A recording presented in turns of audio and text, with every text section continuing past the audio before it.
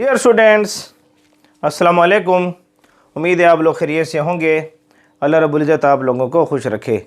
हमने atomic structure का start लिया हुआ है और एटॉमिक स्ट्रक्चर पर लेक्चर नंबर 40 आप लोगों के सामने है।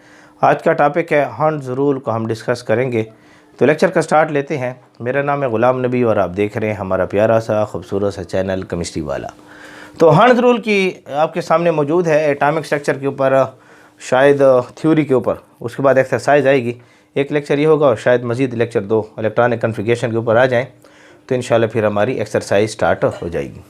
तो हर्ट्ज़ रूल की डिफिनीशन के अल्फाज आप लोगों के सामने मौजूद हैं, जल्दी से इसको नोट रखें। हर्ट्ज़ रूल की डिफिनीशन के अल्फाज हमारे सामने क्या हैं, फिर इसको समझते हैं। Every orbital in a subshell is singly occupied. Every orbital, every orbitals या every orbital is every orbital in a subshell, in a subshell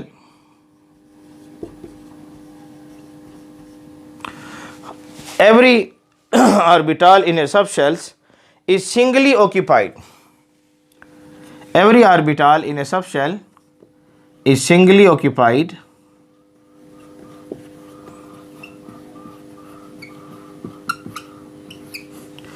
every orbital in a subshell is singly occupied. पर definition को लिख लें, फिर इंशाल्लाह इस definition को clear कराता हूँ।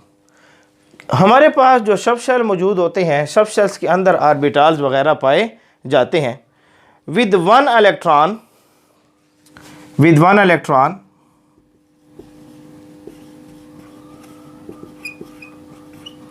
with one electron before any one orbital is doubly occupied. Before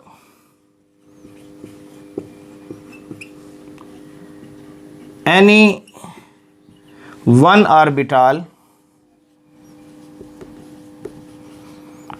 is doubly occupied,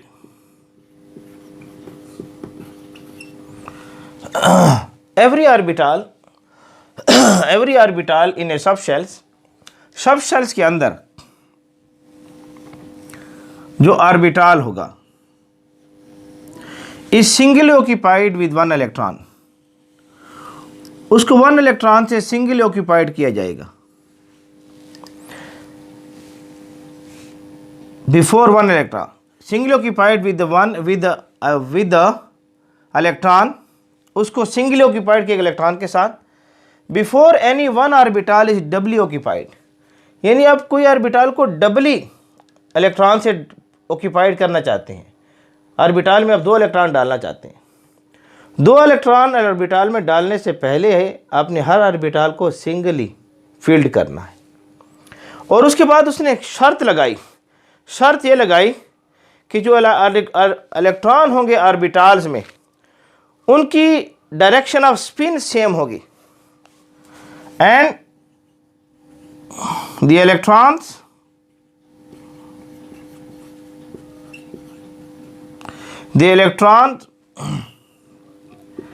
in an orbitals, orbital में जब आप इलेक्ट्रॉन्स को रखेंगे having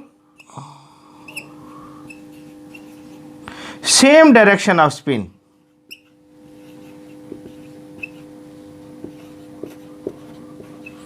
having same direction of a spin,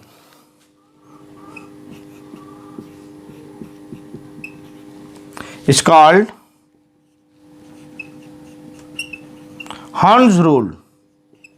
आप इसको हर्ट्ज़ कहें, हर्ट्ज़ कहें, आपकी मर्जी है। इसको हर्ट्ज़ रूल कहते हैं या आप कभी हर्ट्ज़ रूल का भी नाम दे सकते हैं, कोई मसला नहीं है। तो ये तारीफ़ के अल्फाज आपके सामने मौजूद हैं।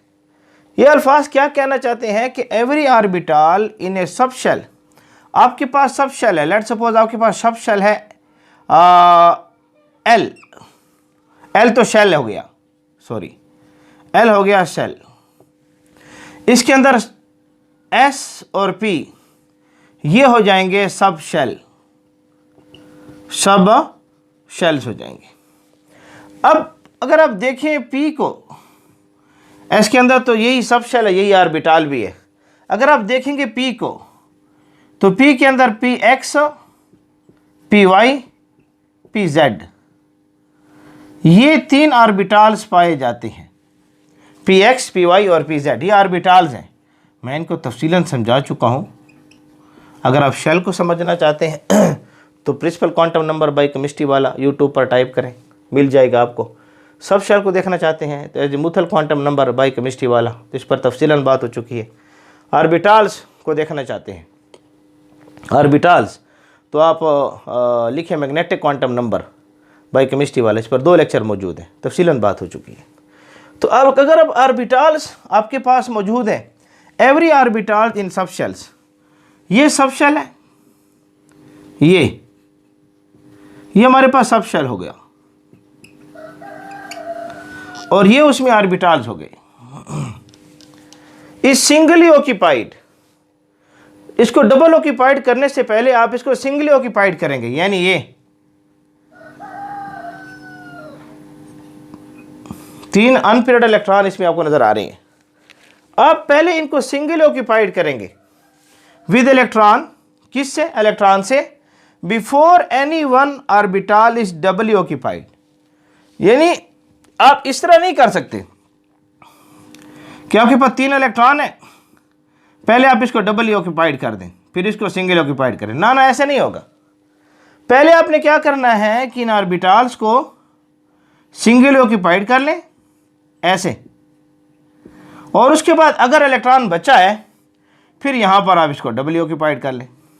अगर इलेक्ट्रॉन बचा है अगर 3 इलेक्ट्रॉन है तो पहले आपने इनको ऐसे सिंगल ऑक्यूपाइड करना है, यानी डबल ऑक्यूपाइड से पहले आपने सिंगल ऑक्यूपाइड कर लेना है।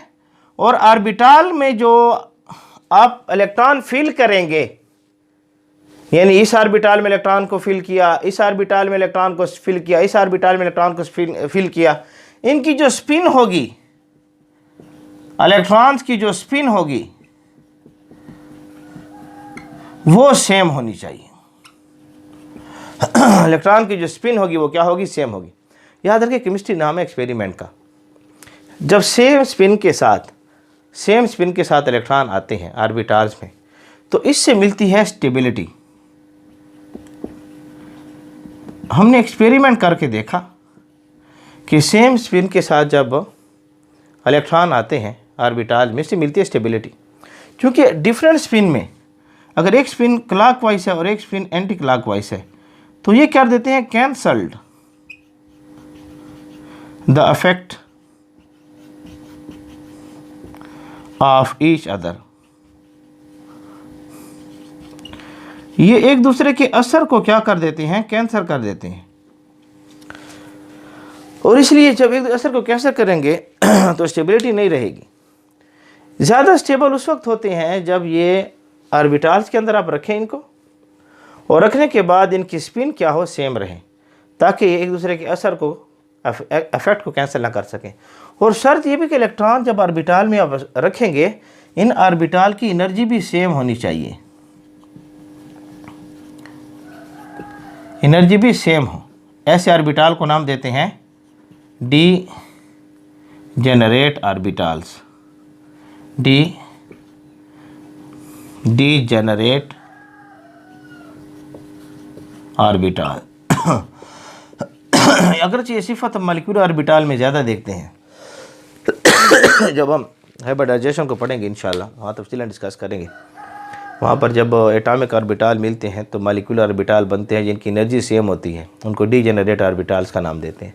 12 इनकी एनर्जी सेम हो, ऑर्बिटल जिनकी एनर्जी सेम होती है उनको डी जेनरेट ऑर्बिटल्स का नाम देते हैं। क्योंकि इलेक्ट्रॉन पहले लोअर एनर्जी ऑर्बिटल में रहना पसंद करते हैं, क्योंकि लोअर एनर्जी ऑर्बिटल में इलेक्ट्रॉन स्टेबल होते हैं।